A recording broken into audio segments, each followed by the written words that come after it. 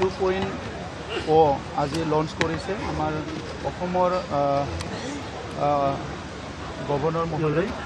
ইয়াৰ আগত আমি বৈশুমতি 1.0 এক বছৰ আগত লঞ্চ কৰিছিলোঁ আৰু বড়োলেণ্ডত স্বাধীনতাৰ পিছত যিসকলে ভূমিৰ অধিকাৰ পোৱা নাছিলে, যিসকলে স্বাধীনতাৰ পিছতো বিভিন্ন দশকৰ পৰা দশক ধৰি নিজৰ য'ত বাস কৰা ভূমিখিনি নিজৰ নামত ৰেজিষ্টাৰ কৰিবলৈ দশকৰ পৰা দশক মণ্ডল অফিচবিলাকত ঘূৰি আছিলে, সেইসকলৰ সমস্যাবিলাক স্থায়ী সমাধান কৰাৰ কাৰণে আমি এই 4 বছৰত বহুতখিনি সংস্কাৰমূলক সিদ্ধান্ত ল'ব পাৰিছোঁ।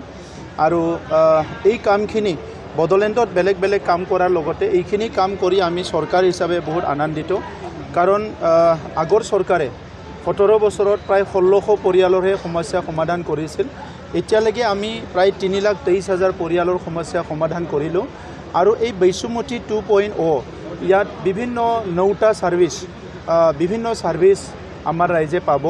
আৰু ইয়াত উল্লেখনীয় বিষয়টো হৈছে যে প্ৰায় 27,000 যিটো ভূমিহীন পৰিয়াল PGR বিলাকত বসবাস কৰি আছে, এইসকলে 2.0 বৈশুমতিৰ দ্বাৰা তেখেতসকলে ভূমিৰ অধিকাৰ পাবলৈ গৈ আছে। আৰু লগতে ক্ষুদ্ৰ চাহ খেতিয়ক আৰু ৰাবাৰ খেতিয়কসকলেও বিভিন্ন অঞ্চলত নিজৰ ৰাবাৰ খেতিবিলাক কৰি আছিলে, কিন্তু তেখেতসকলৰ নামত 1 বিঘাও মাটি নোহোৱাৰ কাৰণে তেখেতসকলে চৰকাৰী সুবিধাবিলাক ল'ব পৰা নাছিলে বা ব্যৱসায় ভিত্তিত কৰিবলৈ যি ছিষ্টেমত যাব লাগে বহুত ছিষ্টেমবিলাক তেখেতসকলে কৰিব পৰা নাছিলে। গতিকে আজিৰ সময়ত আমাৰ মহামহিম ৰাজ্যপাল ডাঙৰীয়াই কৈ গৈছে যে ভূমিহীন এতিয়া আজিৰ তাৰিখৰ পৰা তেখেতসকলে ভূমি পাইছে। গতিকে ভূমিহীনে আজিৰ পৰা মানে ভূমি পোৱা এটা যি কাৰ্যসূচী বা যি এটা মানে তেখেতসকলৰ এচিভমেণ্ট, এইটো বহুত ডাঙৰ উপলব্ধি বুলি পেলাই। কিমান মানুহ উপকৃত হ'ব বুলি ভাবিছে?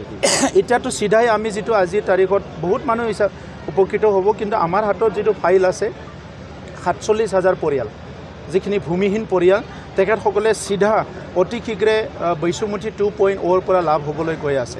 আৰু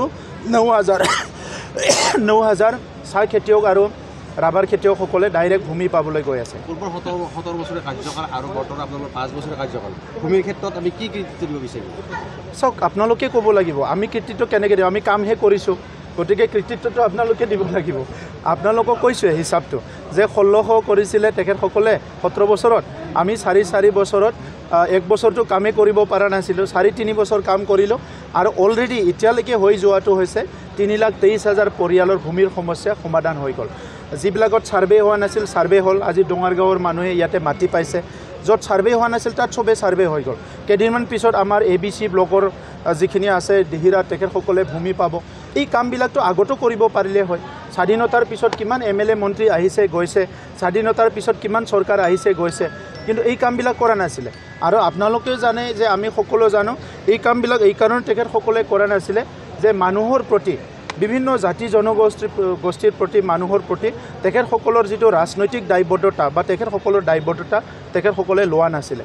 আমি বিচাৰিছোঁ আমাৰ 35 লাখ জনসাধাৰণে আহি থকা শ বছৰ ইয়াত শান্তিত বসবাস কৰিব লাগে। আৰু ভূমি নহ'লে মানুহে মানে পৃথিৱীত মানে একো নোহোৱা যেন পায়। গতিকে 1 কঠা 1 বিঘা ভূমি পোৱা মানে তেখেতসকলে আজিহে তেখেতসকলে অথৰিটি পাইছে যে এই ভূমিত মোৰো মানে এটা জেগা আছে।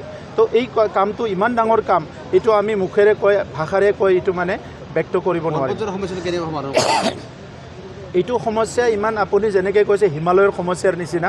এইটো এটা গাঁৱৰ ৰাইজে অলপ মানে কিছুমান কথা বুজি পোৱা নাই বুলি তেখেতসকলে কৈ আছিলে। আৰু তেখেতসকলৰ কাৰণে আমি 4 বাৰকৈ মেপটো সলনি কৰিলোঁ। আৰু আমাৰ জন্ম পোৱাৰ পিছত আপোনালোকে ক'ৰবাত দেখিছে নেকি যে 18,000 কোটি টকাৰ ক'ৰবাত এটা তেনেকুৱা প্ৰকল্প আহিছে? গতিকে APDSL আজি 18,000 কোটিৰ যি প্ৰকল্প আমাৰ মুখ্যমন্ত্ৰী ডাঙৰীয়াই এডভান্টেজ আছামৰ দ্বাৰা পাইছে, তাত হাজাৰ মানে আমাৰ নিবনুৱাসকলে সংস্থাপন পাব। কিছুমানে বিৰোধী কৰিব লাগে নামত বিৰোধী কৰি আছে। আৰু আমাক এনেই এটা মানে কি কয় এটা নোহোৱা এটা কথাক লৈ পেলাই আমাক এটা দোষ জাপি আছে যে খিলঞ্জীয়াৰ ভূমি কিবা ভূমি দিব বিচাৰিছে। 4 বছৰত কোনোবা মানুহক এনকাৰেজ কৰিছে নেকি? চাওক, 4 বছৰত কোনোবা মানুহৰ ঘৰ জ্বলিছে নেকি? 4 বছৰত কোনোবা দুখত থাকিব লগা হৈছে নেকি বড়োলেণ্ডত? তেনেকুৱা এটা উদাহৰণ দিয়ক। আজি কোনোবা যাই পেলাই তাক কাকবা পেট্ৰল ঢালিবলৈ উচতনি দিছে, এইটোতো ভাল কথা নহয়। নিজে ঢালি লওক না, কোকৰাঝাৰৰ পৰা বাহিৰৰ পৰা যাই ডাঙৰ ডাঙৰ কথা কৈ আছে তেখেতসকলে পাৰে যদি নিজে ধাৰি লওকচোন তেনেকুৱা ঘটনা গুৱাহাটীতো হৈছিলে এটা সময়ত আন্দোলন কৰি এনে এজন সাধাৰণ ল'ৰা এজনক জুই জ্বলি মৰিব লগা কৈছিলে মানে দিছপুৰৰ সন্মুখত এইবিলাক আমি দেখিবলৈ পাইছোঁ গতিকে চাৰিবাৰকৈ আমাৰ চৰকাৰে তেখেতসকলৰ যিটো ভূমি এই ভূমিৰ মেপটো তেখেতসকলে বিচৰা নিচিনা সলনি কৰিছে তাত কাৰো ভূমি নাই এতিয়া এইটো চৰকাৰী ভূমি আৰু তেখেতসকলে কাম কৰি খোৱা খেতি কৰা